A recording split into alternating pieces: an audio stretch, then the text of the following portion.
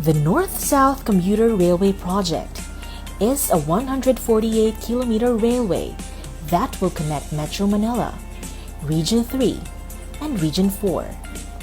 It is composed of different phases. The PNR Clark Phase 1 is a 38-kilometer railway slated for partial operations during the fourth quarter of 2021.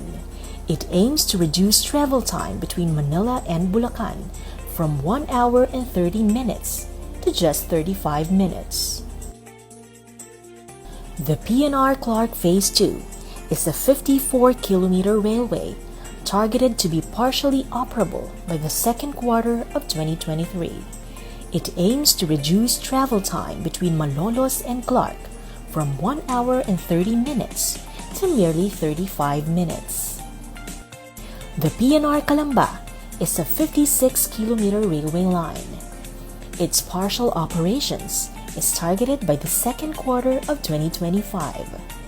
PNR Calamba will cut travel time between Manila and Laguna from 3 hours to just 1 hour. The Metro Manila Subway, the first subway system in the country, is 35-kilometer long. It is targeted for partial operations by first quarter of 2022. This aims to reduce travel time between Quezon City and NAIA Terminal 3 from 1 hour and 10 minutes to just 45 minutes. Next is the LRT Line 1 Cavite extension. Its partial operations is set by the fourth quarter of 2021. It aims to reduce travel time between Baclaran to Bacoor from 1 hour and 10 minutes to merely 25 minutes. The LRT Line 2 East Extension Project will extend LRT 2 for 3.794 kilometers. It will become fully operational by April 2021. It will cut travel time between Manila to Antipolo from 3 hours to just 40 minutes. Another massive project is the MRT3 Rehabilitation. It aims to increase the number of running trains from 15 to 20. It also works to increase the operating speed of the MRT3 from 30 kilometers per hour to 60 kilometers per hour, cutting passenger waiting time from 7 minutes to 3.5 minutes.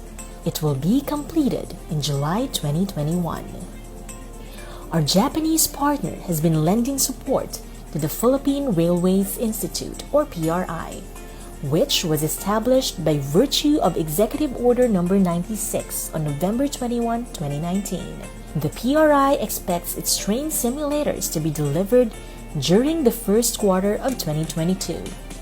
PRI signed a Memorandum of Agreement with the Commission on Higher Education on October 22 for recognition of PRI certificate courses for university academic units. 188 trainees were issued with certificates of competencies for railway operations and maintenance.